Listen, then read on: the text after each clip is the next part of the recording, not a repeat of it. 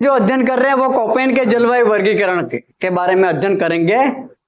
Vladimir Koppen ने जो जलवायु वर्गीकरण दिया विश्व का, उससे पहले हमें कोपेन के जलवायु वर्गीकरण में जानने से पहले हमें उनसे पहले जिन्होंने जलवायु से संबंधित कार्य किया उसके बारे को समझना होगा।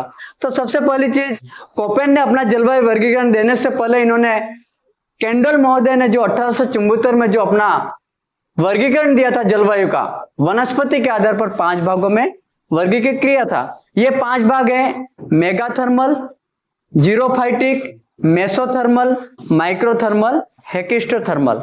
मेगाथर्मल का मतलब होता है आर्द्र एवं गर्म, जीरोफाइट का मतलब होता है मरुभूमि यानी कि मरुस्थलीय वनस्पति, मेसोथर्मल एक समशीतोष्ण जलवायु वाला क्षेत्र एक समान, माइक्रोथर्मल का मतलब है सूक्ष्म तापीय, हेकिस्टोथर्मल अत्यंत शीत वाला क्षेत्र।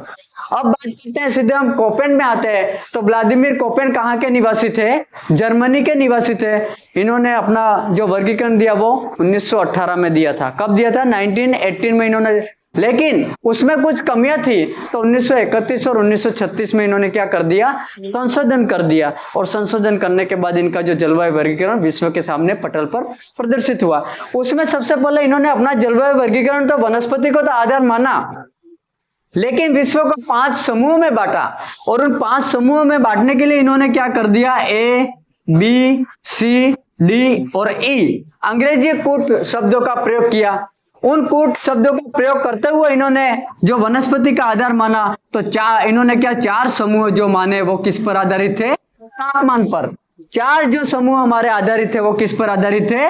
तापमान पर आधारित थे। और एक समूह जो हमारा आधारित था वो किस पर था? वर्षा पर आधारित था। किस पर था? वर्षा पर। विश्व के जलवायु जो वर्गीकरण दिया, इन्होंने कूट शब्दों का प्रयोग करते हुए भारत को 5 जलवायु प्रदेशों में बांटा, जिसमें राजस्थान को इन्होंने 4 जलवायु प्रदेशों में बांटा। जिसमें नंबर 1 है BW8W, जिसको शुष्क प्रदेश कहते हैं। इसमें आपको जो वनस्पति, प्राकृतिक वनस्पति मरुस्थलीय होती है, ठीक है। इसका प्रतिनिधि नगर इन्होंने क्या बताया? बीकानेर बताया। यहाँ पर बारिश 0 से 20 सेंटीमीटर कम होती है। दूसरा है BSHW, अर्ध शुष्क प्रदेश, है ना। इसका प्रतिनिधि नगर क्या बताया था इन्होंने? नागौर बताया। इसमें भी वर्षा क्या होती है? 20 से 40 सेंटीमीटर होती है। तीसरा इन्होंने बताया CWG, जिसको शुष्क शीत जलवायु प्रदेश भी कहते हैं। इसमें जो वर्षा होती है वो 60 से कितनी? 40 से 60, है ना, या 60 से 75 भी होती है।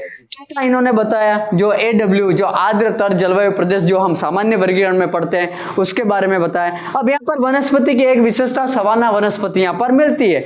चौथे में इन्होंने अपना प्रतिनिधि नगर क्या बताया? डूंगरपुर बताया। लेकिन आधुनिक भूगोल ये बता रहा है कि बांसवाड़ा होना चाहिए था। क्या